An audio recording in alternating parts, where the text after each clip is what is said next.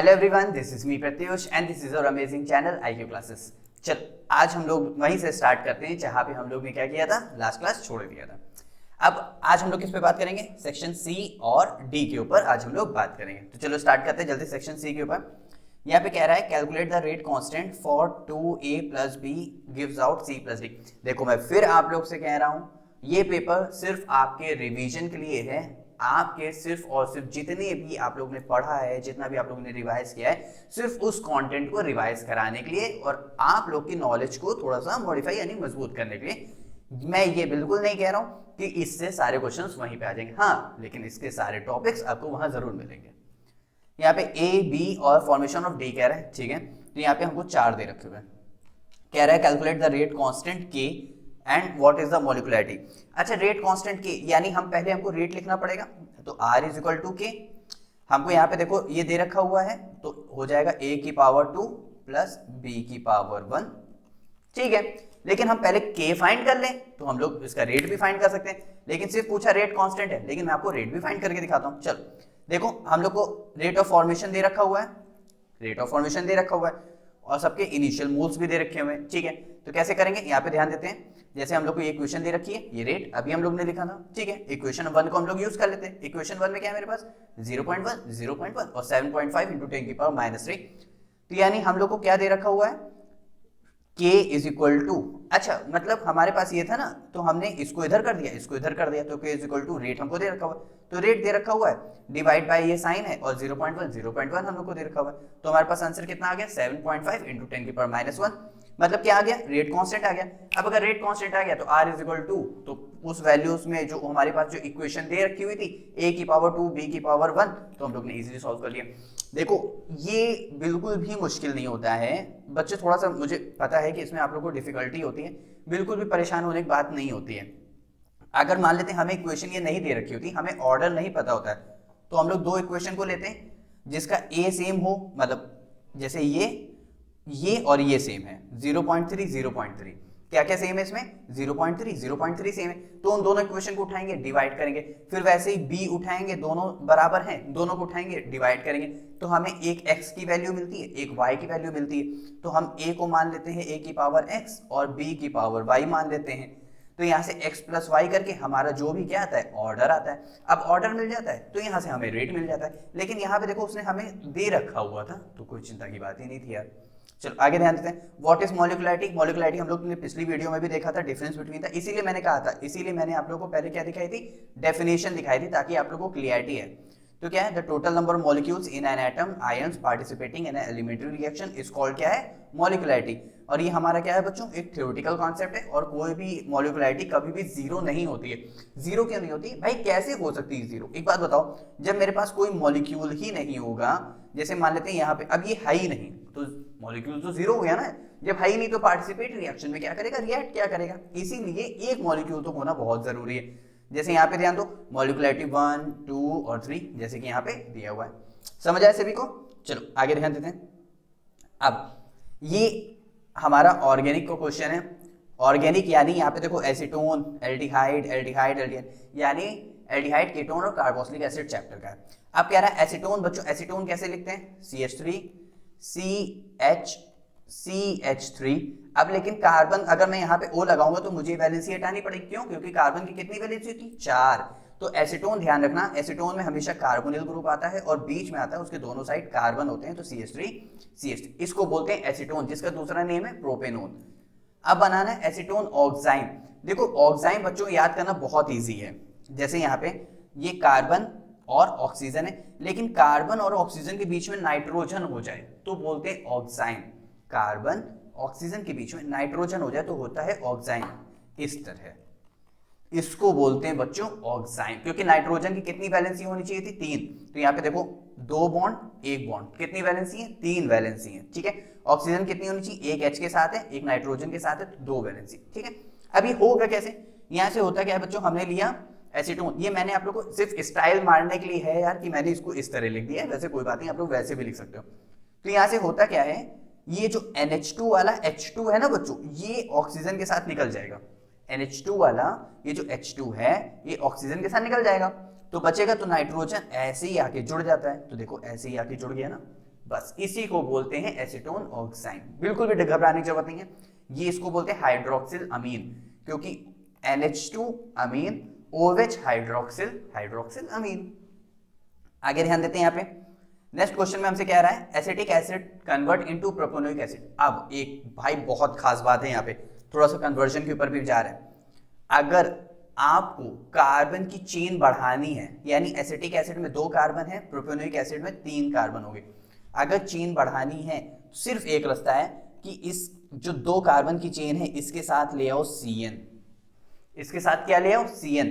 और पिछली वीडियो मैंने बताया था CN का हाइड्रोलिसिस करोगे तो कार्बोक्सिलिक एसिड मिलता है, CN का रिडक्शन करोगे LiAlH4 के साथ तो क्या मिलेगा, CH2NH2 अमीन मिलेगा। ये बात बहुत ध्यान रखना। अब कैसे, और देख लेते हैं फटाक से। तो यहाँ पे क्या है मेरे पास, ये रहा एसिटिक एसिड, LiAlH4 के साथ रिडक्शन किया। क्यों रिडक्शन किया, क्योंकि हमें एक न्यूक्लियोफाइल चाहिए था। तो यहाँ से आया OH ग्रुप आया, OH ग्रुप को हमने PCl5 के साथ रिएक्ट करा है तो हमारा CH2Cl आ गया। अच्छा कैसे हो रहा है यहाँ पे ध्यान देते हैं। देखो कार्बोक्सिलिक एसिड रिड्यूस्ड होता है अल्कोहल में, हो गया ठीक है। अब अल्कोहल है, OH है, इतना अच्छा न्यूक्लियोफाइल नहीं होता, हमें न्यूक्लियोफाइल एक और अच्छा चाहिए तो हमने हैलोजन लिया। तो PCl5 के साथ बच्चों रिएक्ट कराते हैं। कैसे, ये H एक Cl ले जाता है तो यहां से निकल गया एक HCl, ठीक, क्या बचा PCl4 बचा, ठीक है। एक OH निकलेगा, मतलब ये OH हट गया ना, तो यहाँ पे बची हुई वैलेंसी एक Cl कंप्लीट करेगा इस तरह। तो कितने Cl बच गए, PCl3। अब PCl3 नहीं निकलता है क्योंकि HCl निकल गया है, बचा हुआ ये जो ऑक्सीजन है ना ये POCl3 के साथ निकलता है। क्यों, क्योंकि फास्फोरस 5 बॉन्ड बनाता है। कितने बॉन्ड बनाता है, 5। तो इस तरह ये 2 बॉन्ड जो है ऑक्सीजन इसके कंप्लीट करता है, ठीक है। सभी को अच्छे समझा है। तो क्या निकल जाएगा, POCl3 और HCl का क्या हो जाएगा, रिमूवल हो जाएगा। अब यहाँ पे हम लोग KCN के साथ रिएक्ट कराते हैं तो K प्लस CN माइनस, यहाँ पे रहा माइनस, यहाँ पे रहा प्लस, तो KCl निकल जाएगा और CN आके जुड़ जाएगा। अब CN का कर देंगे हाइड्रोलिसिस तो प्रोपेनोइक एसिड मिल जाएगा।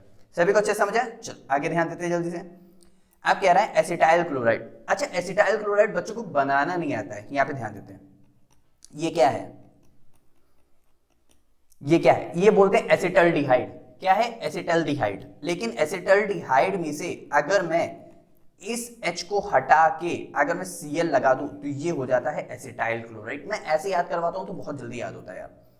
अब एसिटाइल क्लोराइड से बनाना है एसिटल्डिहाइड, अरे क्या मुश्किल है यार। अगर मैं यहां से H हटा के अगर मैं Cl लगा रहा हूं तो मैं Cl को हटा के क्या मैं H नहीं लगा सकता, बिल्कुल लगा सकता हूं। तो मैं 2 H ले लेता हूं, 2 नेसेंट हाइड्रोजन ले लेता हूं, एक HCl के साथ निकल जाएगा, एक H आ जाएगा। कैसे, यहाँ पे ध्यान देते हैं, ये देखो एक H Cl के साथ निकल गया, एक H आ गया और HCl बन गया। सिंपल था एसिटल्डिहाइड। अब इस रिएक्शन का नेम क्या है, इस रिएक्शन का नेम होता है बच्चों रॉज़ेन-मुंड्स रिडक्शन। इसीलिए मैंने आप लोगों को क्या कहते हैं, बहुत पहले ही आप लोगों को नेमिंग रिएक्शन पढ़ाई थी। अगर आप लोगों को थोड़ा सा भी याद हो उसका मैं नीचे डिस्क्रिप्शन बॉक्स में लिंक दे दूंगा, आप लोग वहां से भी देख सकते हो। लेकिन जरूरी नहीं कि आप देखो ही, इस टाइम आप अपने ऊपर फोकस रखो कि आप लोगों को क्या मेन पढ़ना है। आप लोग ज्यादा इधर उधर मतलब भटको नहीं, एक ही जगह फोकस कर लो, एक ही जगह से 10 बार पढ़ लो यार। 10 जगह इधर उधर भटकोगे टाइम भी वेस्ट होगा, आप लोगों को फर्जी का नुकसान भी होगा। अब क्वेश्चन नंबर 14 में आ गए, आइडेंटिफाई द अननोन ABC। कैसे भाई, एल्डिहाइड है, एल्डिहाइड का ऑक्सीडेशन कर रहे हैं, एल्डिहाइड का ऑक्सीडेशन कर रहे हैं कार्बोक्सिलिक एसिड, तो यहां पे मिल जाएगा बेंजोइक एसिड। थोड़ा बेंजीन अच्छा नहीं बना है, कोई बात नहीं है। अब NH3 के साथ रिएक्ट करा रहे हैं, देखो ये रहा बेंजोइक एसिड COOH, इसको हमने रिएक्ट कराया NH3 के साथ। तो बच्चों ये NH3 ये H ले लेता है तो बन जाता है यहां पे COONH4 प्लस, ये बन जाता है, ठीक है। ये एक इंटरमीडिएट कंपाउंड होता है। फिर इसको हम लोग हीट करते हैं तो यहां से क्या निकल जाता है H2। कैसे, यहाँ पे ध्यान देते हैं, ये देखो यहाँ पे ऐसे बन गया, ये H जो है NH4 प्लस ले गया, ठीक है। तो यहाँ पे अमोनियम बेंजोएट, क्योंकि अमोनियम ये रहा भाई, पहले पॉजिटिव की नेमिंग फिर निगेटिव की नेमिंग। जैसे हमारा सोडियम क्लोराइड, पहले किसकी नेमिंग करते हैं, पहले पॉजिटिव की नेमिंग करते हैं ना, फिर निगेटिव की नेमिंग करते हैं। तो पहले अमोनियम फिर बेंजोएट, पूरा पूरा सिंपल था। अब यहाँ पे क्या हुआ, हमने हीट किया तो यहाँ से H2O निकल गया। कैसे H2O निकल गया? इसके 2 H और इसका एक O निकल गया। तो देखो इसको बोलते हैं अमाइड बच्चों। क्या बोलते हैं? अमाइड। इसका पूरा नेम क्या होगा? बेंजामाइड। क्या हो जाएगा? बेंजामाइड।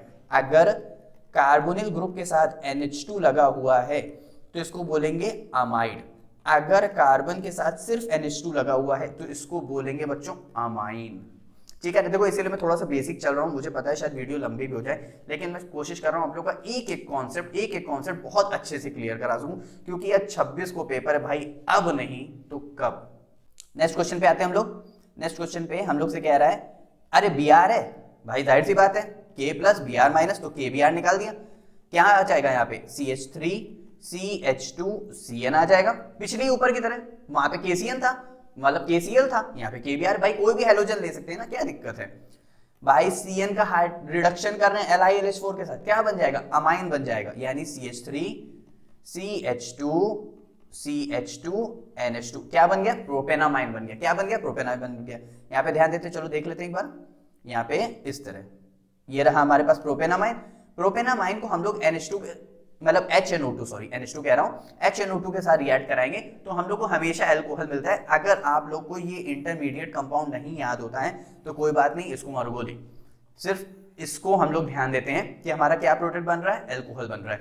मतलब NH2 को अगर OH में कन्वर्ट करना है तो HNO2 हम लोग रिएक्ट कराते हैं तो हम लोग क्या मिलता है? OH बनता है। देखो इसकी ये बीच में मैकेनिज्म पे नहीं जा रहा है, इसको कोई भी मोटो नहीं, क्योंकि अभी हमें फटाफट अपने कॉन्सेप्ट को क्लियर करके आगे बढ़ना है। जितना भी आप लोग के सिलेबस में, मतलब सिलेबस कह रहा हूँ, जितना भी आप लोग के लिए यूजफुल है उतना ही मैं आप लोग को बता रहा हूँ। नेक्स्ट क्वेश्चन कहते हैं, a rate of reaction double with every 10 degree rise in temperature. If generation hold the reaction the temperature range, what will the activation energy? भाई एक्टिवेशन एनर्जी का फॉर्मूला क्या था हमारे पास? log K2 upon K1 is equal to EA upon 2.303 into 8.314, और हमारे पास यहाँ पे आ जाएगा टेम्परेचर T2 माइनस T1 इस तरह ब्रैकेट में अपॉन T1 इंटू T2। बहुत जगह बुक में ये लिखा हुआ है 1 अपॉन T1 माइनस का 1 अपॉन T2, लेकिन हमें यहाँ पे एलसीएम लेके मतलब उसको माइनस करके वैसे करना पड़ता है, तो मैं ऊपर डायरेक्ट लिख देता हूँ T2 माइनस T1 करो और नीचे T1 इंटू में T2 करो, तो इससे बहुत जल्दी निकल आता है यार।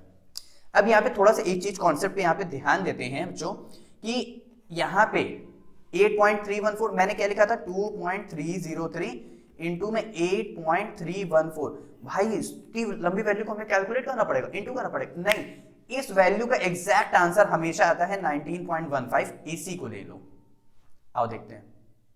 अच्छा, यहाँ पे रेट ऑफ रिएक्शन फिलहाल डबल कह रहा है ना, तो यहाँ पे जो हमारे K की वैल्यू लॉग की हमारा कितना हो जाएगा? 2K, क्योंकि जो हमारे पास K2 है वो किसके बराबर? डबल कह रहा है, तो हमारा 2K हो जाएगा, तो इसकी वैल्यू हमारी हो जाएगी log 2। यहाँ तक क्लियर हो गया? ठीक है।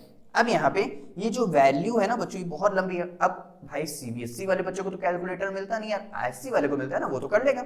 CBSE वाला क्या करेगा? तो 2.303 8.314 को हम लोग ले लेते हैं 19.15, ये एक एग्जैक्ट वैल्यू है, आप लोग इसको कैलकुलेट कर सकते हो।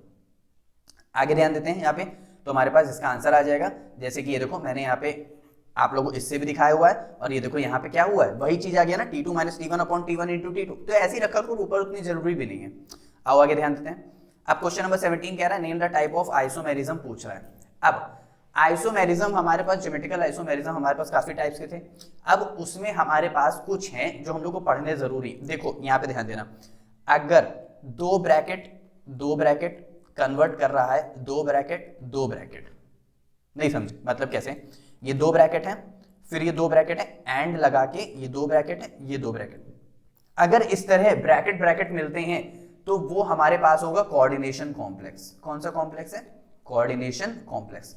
कौन सा कॉम्प्लेक्स है? Coordination complex. देखो भाई अभी भी बोर्ड है, 26 को है, 27 को है, तो इधर उधर मत देखो, थोड़ा सा फोकस रख लो आप ही लोग के लिए, ठीक है।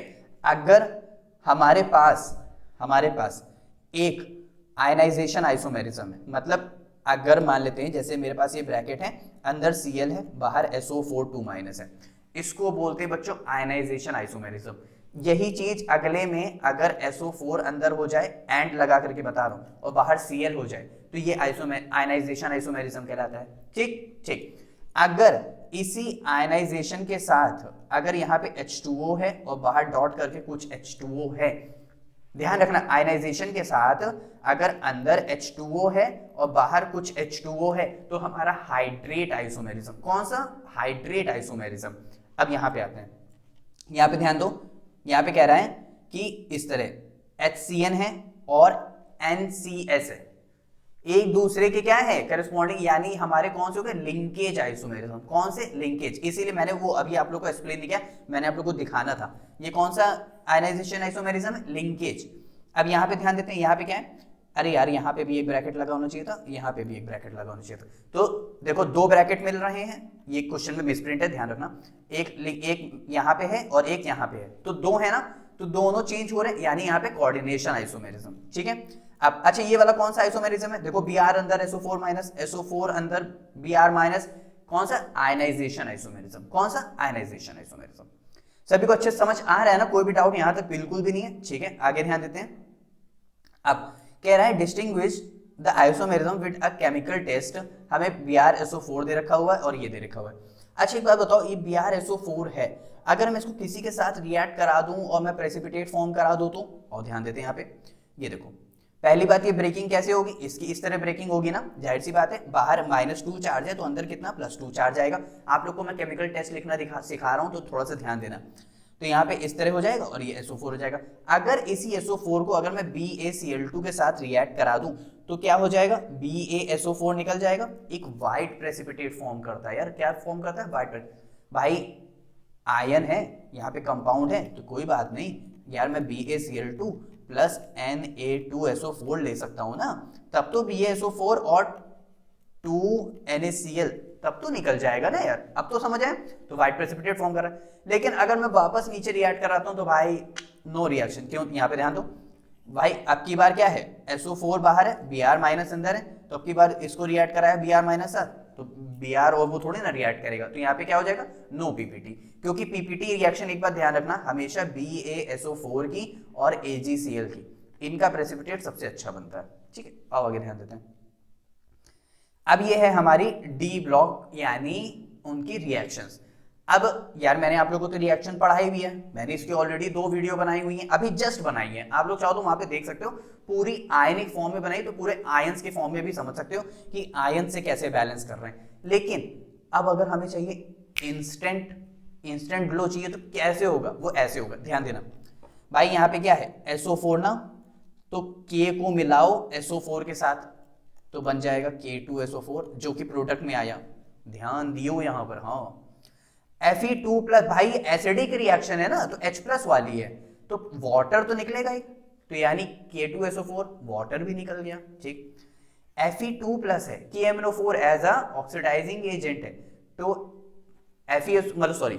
जो हमारा सामने वाले को क्या करता है? ऑक्सीडाइज करता है, तो एज अ ऑक्सीडाइजिंग एजेंट है क्योंकि खुद रेड्यूस हो रहा है, तो Fe को रेड्यूस ऑक्सीडाइज करेगा, तो Fe2 प्लस में है तो Fe3 प्लस में चेंज करेगा ना यार, तो यानी क्या बन जाएगा? फेरिक सल्फेट Fe2SO4 का होल थ्राइस। भाई ये बन गया, तो यानी K भी मिलके SO4 के साथ गया, Fe का फेरिक सल्फेट बन गया, वाटर निकल गया और बचा हुआ MnSO4 भी बन जाएगा। कैसे? यहाँ पे ध्यान देते हैं, इस तरह देखो FeSO4, MnSO4, K2SO4 और वाटर हो गया। बहुत सिंपल था। अब इसकी बैलेंसिंग सर हम कैसे याद रखें? बैलेंसिंग इसको ऐसे याद रखनी है, देखो इसका कोई और वे नहीं है, इसका सिंपल मेथड है। जब भी FeSO4 के साथ रिएक्शन आएगी तो आप लोग को खाली 2, 10 और 8 याद कर लेना है, या फिर 2, 8 और 10 याद कर लेना, बस खाली ये ध्यान रखना है नंबर किसके साथ थे, बाकी अपने आप एज यूजुअल उधर बैलेंसिंग हो जाएगी। और बैलेंसिंग तो आप लोग को लगभग आती ही होगी। अब बात करते हैं यहाँ पे K2Cr2 HSO4 और Ki था, यानी I माइनस से ये चेंज हो रहा था I2 में, यानी I2 में चेंज हो जाएगा। ठीक है, बचा हुआ K2SO4 जाएगा, फिर से जाएगा, बचा हुआ CrSO4 जाएगा, फिर जाएगा। चलो यहाँ पे ध्यान देते हैं, ये देखो K2SO4, CrSO4 और यहाँ पे क्या हो गया? ये हो गया, क्योंकि जो हमारा Cr2O7 जो 2 माइनस है, ये एसिडिक में किस में चेंज हो रहा था? Cr3 प्लस में, तो देखो 3 प्लस में है ना यहाँ पे। सभी को अच्छे समझा? तो यही एक सबसे इंस्टेंट तरीका है, इसके अलावा कोई और वे है ही नहीं यार। अब बात करते हैं यहाँ पे इसके क्वेश्चन नंबर पे, कह रहा है why Fe3 plus ion more stable than Fe2 plus ion. देखो जब भी डी ब्लॉक की स्टेबिलिटी की बात है ना, तो दो रीजन हमेशा याद रखना, या तो वो कहीं ना कहीं हाफ फील्ड शो कर रहा होगा।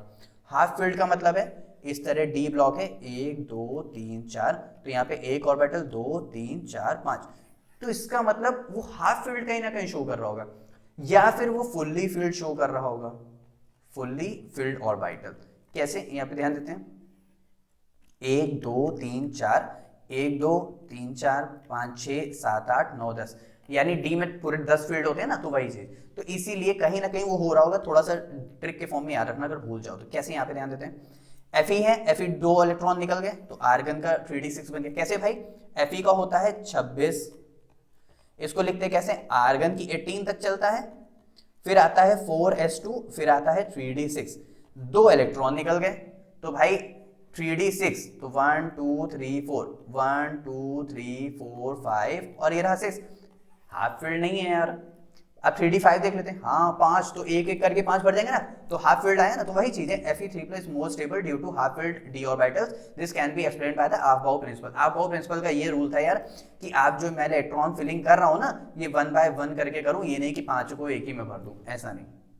चलो आओ आगे ध्यान देते हैं और करके। अब क्या क्वेश्चन कह रहा है यहाँ पे कह रहा है draw the geometrical and optical isomerism COCl2 EN क्या है, इथाइलिन डाइअमीन, इथाइलिन डाइअमीन। अच्छा एक बात बच्चों आप लोग को ध्यान रखनी है, ये जो इथाइलिन डाइअमीन है ये हमारा एक बाइडेंटेट लिगेंड है, मतलब अगर EN हमारे पास 2 लिखा हुआ है, इसका मतलब हमारे पास लिगेंड यहाँ पे 4 हैं और 2 Cl के मिला के हो गए हैं 6 लिगेंड, यानी ये कौन सा है, यहाँ पे हेक्साडेंटेट शो कर रहा है। और पोटेशियम टेट्रासाइनाइडो निकलेट शो करना है। चलो देख लेते हैं, इसका भी मैंने लिख दिया है, यूपीएससी ने उसका पूछ रहा था, मैंने इसका भी लिख दिया है। क्यों डाइक्लोरो, डाइक्लोरो क्योंकि C पहले आता है E से, तो अल्फाबेटिकली C पहले हो गया, ठीक है, डाइक्लोरो। अब ये यहाँ पे बिस क्या कर रहा है, क्योंकि अगर IUPAC का एक रूल है, अगर एक नेम के अंदर मतलब उस लिगेंड के नेम के अंदर ही अगर डाई बाई ट्राई टेट्रा अगर यूज्ड है, तो हम लोग अलग से एक वर्ड यूज करते हैं बाहर, बिस। तो डाइक्लोरो बिस इथाइलिन, इथाइलिन डाइअमीन है, यहाँ पे गलत लिखा हुआ है, और बचा हुआ कोबाल्ट, फिर इसकी ऑक्सीडेशन स्टेट 3 है, तो 3 क्यों 3 है, क्योंकि इधर रहा -2, अगर चार्ज हमको दिख रहा है ना तो वो इक्वल टू के राइट हैंड साइड, अगर चार्ज नहीं दिख रहा है तो वो तो +2 इधर आएगा, तो टोटल कितना हो जाएगा +3, तो यहाँ पे +3, चार्ज बाहर है तो आयन बाहर लिखा हुआ है, बहुत सिंपल। अब इसका हम लोग इसके स्ट्रक्चर देख लेते हैं, ये रहा ज्योमेट्रिकल, ये रहा ऑप्टिकल। मतलब एक हमारे पास बना हुआ है देखो अपोजिट अपोजिट, तो सिस, सेम साइड बना हुआ है तो ट्रांस, बस भाई opposite opposite cis, same sorry opposite opposite trans और सेम साइड हमारे सिस हो गए, तो ये रहा प्लस चार्ज, और की जो कि पूरे कंपाउंड के ऊपर था। अब उसको हम ध्यान देते हैं, पोटेशियम, तो पोटेशियम सबसे पहले लिखना पड़ेगा, टेट्रासाइनाइडो यानी Cn कितना है 4 है, निकेलेट यानी Ni है, यहाँ पे वैलेंसी अगर यहाँ पे 2 करेंगे तभी तो हमारे पास होगा। कैसे, यहाँ पे ध्यान देते हैं, जैसे यहाँ पे ध्यान दो, पोटेशियम निकलेट साइनाइडो 4, यानी साइनाइड 4 कितने हैं हमारे पास, ये कौन सा लिगेंड है हमारे पास, टेट्रा वाला, ये हेक्सा वाला नहीं है। अब क्वेश्चन नंबर 18 पे ध्यान देते हैं। क्वेश्चन नंबर 18 में कह रहा है इतना % एक्वस सॉल्यूशन दिया हुआ है NaNO3 का, 90% डिसोसिएटेड हो चुका है, यानी पहले 100% रहा होगा, उसमें से 90% हो गया, तो हमारे पास कितना बचा, 10% बचा, ठीक है। At calculate 27 degree Celsius, 27 degree Celsius का मतलब है यहाँ पे 300 केल्विन हो गया, ठीक है। ऑस्मोटिक प्रेशर, अरे भाई कैलकुलेट करना है यार, एकदम सिंपल, मुझे उम्मीद है आप लोग कर सकते हो। अगर मैं 1 सेकंड को पॉज लूं बिना दिखाए तो पॉज करके आप लोगों ने क्वेश्चन नोट के लिए एक बार खुद से ट्राई करना, मैं आप लोगों को समझा देता हूं। क्योंकि भाई ऑस्मोटिक प्रेशर कैलकुलेट करना है, डिसोसिएशन है, तो यहाँ पे अल्फा आएगा ही आएगा, यहाँ पे ध्यान देते हैं, तो NaNO3 है, ठीक है, पहले इसके 1 मोल रहे होंगे, फिर 0, उसके तो इनिशियली तो 0 ही रहेगा ना, फिर जब एट इक्विलिब्रियम पे जब आएंगे तो 1 माइनस अल्फा, अल्फा अल्फा, इसका मतलब यहाँ पे जो मेरा अल्फा 100% जो डिसोशिएट मतलब 90% हो रहा था, मतलब मेरे पास अल्फा कितना हो जाएगा भाई, अल्फा 90% डिसोशिएटेड था, तो इसको मैं कितना कर सकता हूँ 0.9 कर सकता हूँ ना, तो मुझे परसेंट हटाना है, तो यानी मुझे अल्फा की वैल्यू कितनी मिल गई 0.9 मिल गई, ठीक है, यहाँ तक क्लियर हो गया, ठीक है। अब भाई जो C है ये हमारा है कंसंट्रेशन टर्म, क्या है होता है C हमारा कंसंट्रेशन टर्म होता है, देखो इस फॉर्मूले को याद कर लो अपने नाम से भी अच्छा। तो यानी कौन सा कंसंट्रेशन टर्म, मोलैरिटी। तो क्या होता है, number of moles of solute upon volume of solution in litre. अगर लीटर में नहीं है तो इनटू 1000 कर देना बस। कैसे, यहाँ पे ध्यान देते हैं, ये देखो मैंने यहाँ पे दोनों जानबूझ के करके दिखाया। अगर लीटर होता तो ये 1000 नहीं होता, अगर लीटर नहीं है तो यहाँ पे 1000 हम कर देंगे बस। तो मास दे रखा था 0.85 ऊपर दे रखा था ना। अच्छा NaNO3 का मास होता ही है क्योंकि Na sodium 23 plus nitrogen 14, oxygen 3 यानी 16 इंटू 3 तो हमारे पास हो गया 48 और 14 23 हमारे पास आ जाता है 85। ठीक है, तो वॉल्यूम इन ml 100 ml, क्योंकि क्यों हमने भाई माना है ना वो 100% डिसोशिएट हो रहा है तो उसमें से इतना तो 100 ही होगा ना। तो इसीलिए जब हम लोग इसको सॉल्व करेंगे तुम्हारे पास कितना आ जाएगा 0.1। जाहिर सी बात है ना यार, ये इससे मर जाएगा, फिर ये इतना हो जाएगा तो 8.5 है तो 8 यानी 0.1 आ जाएगा। ठीक है, अब वांट ऑफ फैक्टर यानी कैलकुलेट वांट ऑफ फैक्टर, यानी हमें आई कैलकुलेट करना है। आई का लिए देखो आई के बहुत सारे फॉर्मूले होते हैं लेकिन मैं मानूंगा आप लोग अल्फा से जाओ। Alpha is equal to i minus 1 upon n minus 1। ये n है जितने नंबर ऑफ आयंस में ब्रेक हो रहा है। कैसे, 1 और 2, कितने नंबर ऑफ आयंस में ब्रेक हो रहा है 2, यानी n की वैल्यू हो गई 2। अल्फा 0.9 अभी हम लोग ने देखा तो था, तो देखो 0.1 यानी i की वैल्यू कितनी आ गई 1.9। अब कैलकुलेट करेंगे क्या, पाई। तो यहां से pi is equal to I C R T. तो यहां से आई हम लोग ने अभी निकाला 1.9, सी आर हमको पता है 0। अच्छा 0.0821 क्यों ले रहे हैं, 8.314 क्यों ले रहे हैं, क्योंकि सर भैया अगर ये कंसंट्रेशन टर्म लीटर में है, पाई हमारा एटीएम में है, तो एटीएम और लीटर में जो आर की वैल्यू होती है वो 0.0821 होती है। अगर एटीएम लीटर की याद है और दूसरे में अगर कुछ और दे रखा है तो जाहिर सी बात है ना वहां पे हम 8.314 ले लेंगे। एक ही याद करो, दूसरी तो अपने आप याद हो जाएगी। और 3 पता है तो यहाँ से हमारा क्या आ गया, पाई आ गया। सभी को अच्छा समझ। तो देखा आप लोग ने सेक्शन सी बहुत ज्यादा इंपॉर्टेंट भी है और उससे कॉन्सेप्ट भी बहुत ज्यादा क्लियर होते हैं। अब बात करते हैं सेक्शन डी के ऊपर। क्वेश्चन नंबर 19 कह रहा है formaldehyde does not undergoes aldol condensation but acetaldehyde. अरे जाहिर सी बात है, एल्डोल एक बात ध्यान रखना, एल्डोल सिर्फ वही देते हैं जिनके पास अल्फा कार्बन होता है, जिनके पास उस कार्बन से रिलेटेड अल्फा हाइड्रोजन होता है। ठीक है, तो फॉर्मल्डिहाइड सी इस तरह, अगर कार्बोनिल ग्रुप से, अरे यहां पे ध्यान देते हैं इस तरह, अगर कार्बोनिल ग्रुप से अटैच अगर यहां पे कार्बन होता तो वो कहलाता अल्फा कार्बन। कार्बोनिल ग्रुप से अटैच अगर यहां पे कार्बन होता तो कहलाता अल्फा कार्बन, उस कार्बन से लगे हुए H कहलाते अल्फा हाइड्रोजन। अब समझ आया ना, लेकिन यहां पे कोई भी अल्फा कार्बन ही नहीं है तो अल्फा हाइड्रोजन नहीं, तो एल्डोल कंडेंसेशन है।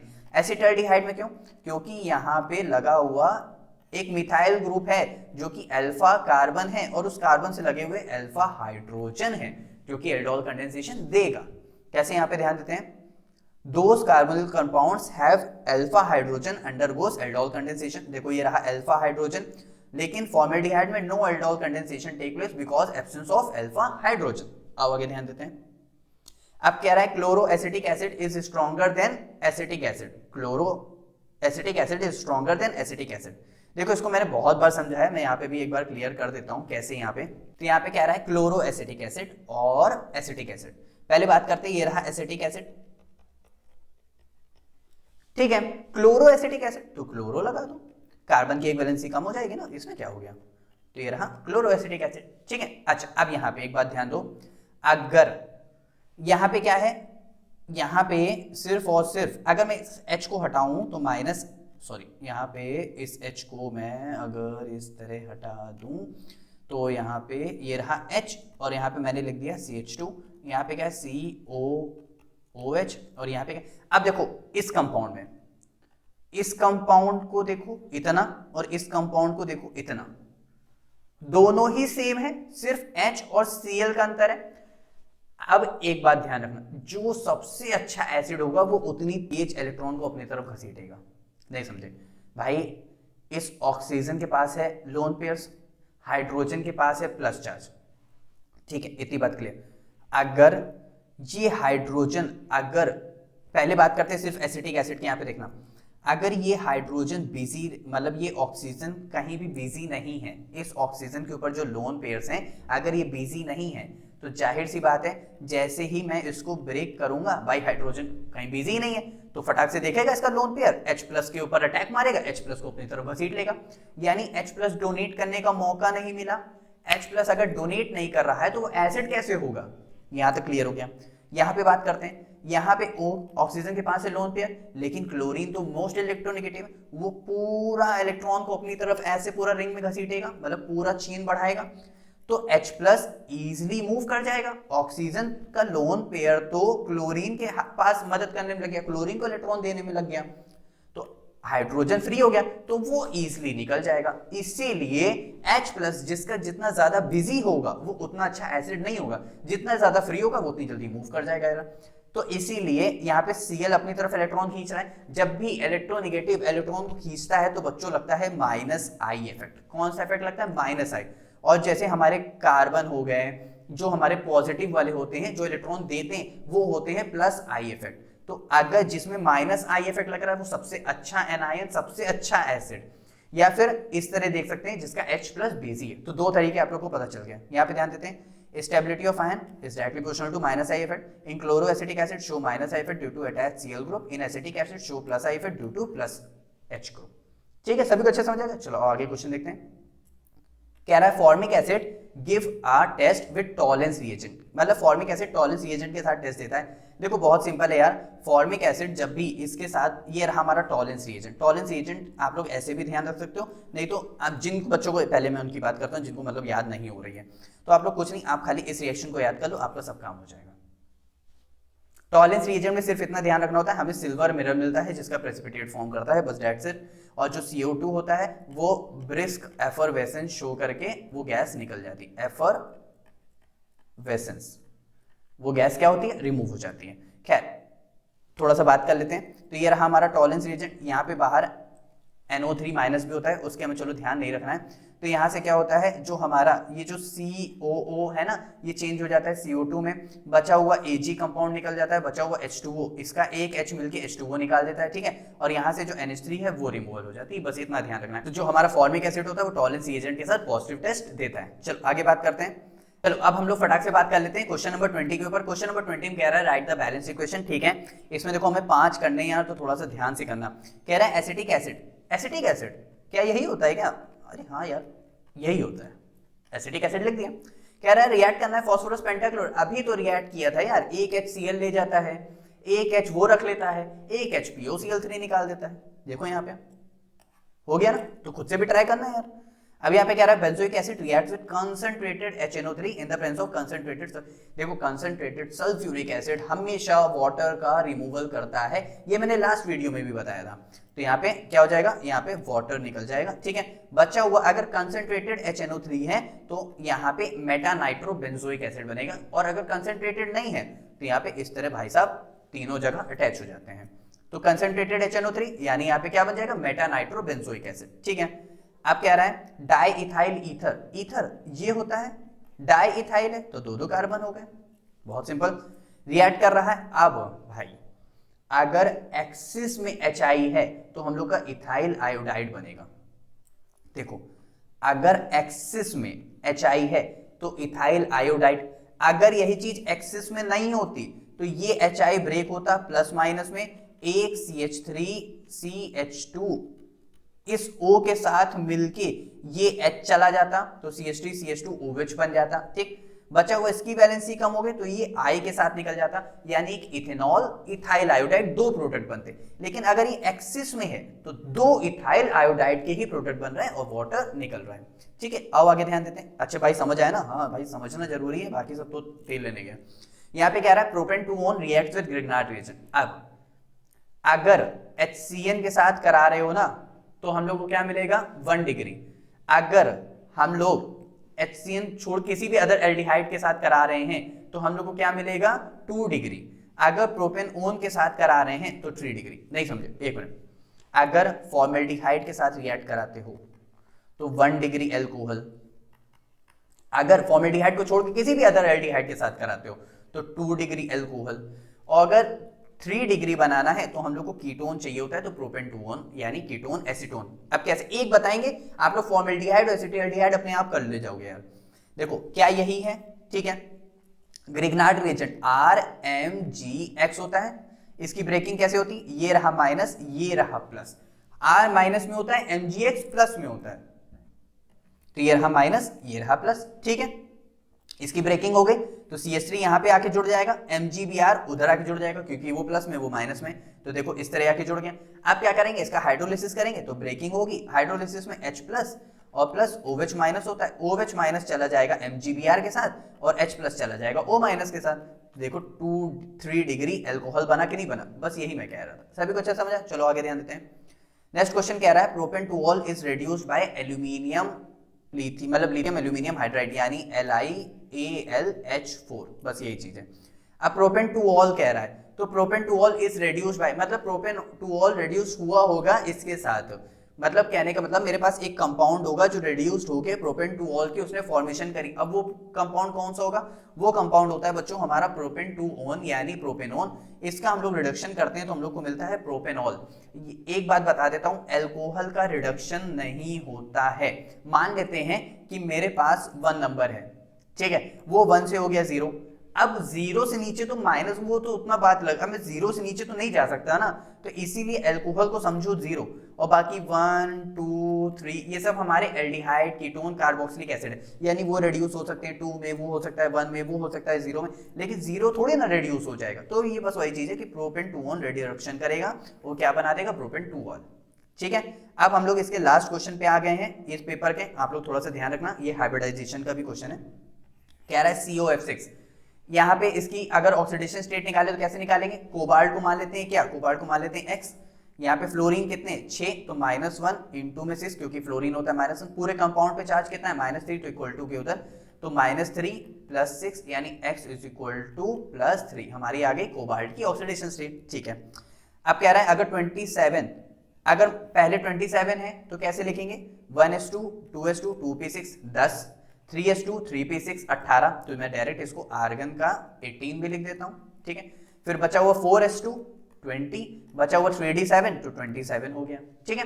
अब 3 इलेक्ट्रॉन निकल गए हैं यानी 3 प्लस है, तो सबसे पहले निकलता है 4s में से 2 इलेक्ट्रॉन निकल गए, फिर निकलेगा 3d में से तो 3 इलेक्ट्रॉन निकल गए, तो क्या बचा 3d6, क्या बचा 3d6। अब 3d6 जब बचा है तो इसका मतलब फ्लोरीन हमारा वीक फील्ड लिगेंड है। अब वीक फील्ड स्ट्रॉन्ग फील्ड ये कैसे पहचानेंगे, तो ध्यान रखना CNOX, अगर ऑक्सीजन और halogen fluorine chlorine bromine iodine इनसे इन सबसे कुछ अटैच है, समझ लेना वो वीक फील्ड लिगेंड है। अगर कार्बन के साथ CN नाइट्रोजन के साथ अमोनिया मतलब ये सब अगर कुछ अटैच है तो हमारे strong field ligand, carbon nitrogen के साथ जो अटैच है स्ट्रॉन्ग, OX के साथ जो अटैच है वीक फील्ड। याद हो गया ना अच्छे से, तो फ्लोरीन हमारा क्या होगा, वीक फील्ड लिगेंड हो गया, यानी पेयरिंग नहीं कराएगा।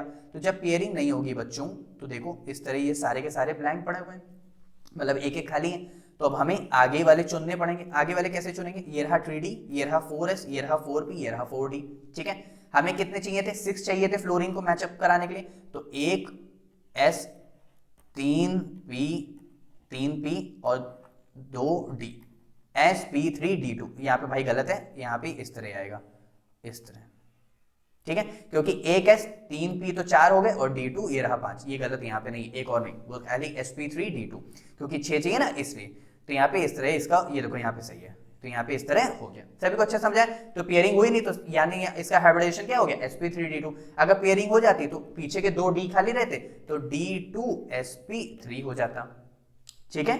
तो complex has unpaired so it is paramagnetic nature. Unpaired कितने यहाँ पे, अनपेयर्ड है यहाँ पे 4 इलेक्ट्रॉन्स अनपेयर्ड है, तो पैरामैग्नेटिक है तो यानी कलर शो करेगा ही करेगा। सभी को अच्छा समझ आया, तो हम लोग ने पूरा पेपर भी यार बहुत अच्छे से देखा है, हमारी तरफ से भी बहुत मेहनत है, आप लोग को भी बहुत मेहनत करनी चाहिए, क्योंकि भाई जाहिर सी बात है बोल्ड बार बार नहीं आता है, और 26 27 को मैं बार बार डेट आप लोग को याद दिला रहा हूँ, क्योंकि अब पढ़ लो अब पढ़ लो अब पढ़ लो, क्योंकि चाहिए ना भाई कब तक यही 30-35 में गुजारा करते रहोगे। अब तो एक लास्ट फाइनल गोल आ गया है ना, तो इसको डन कर लो।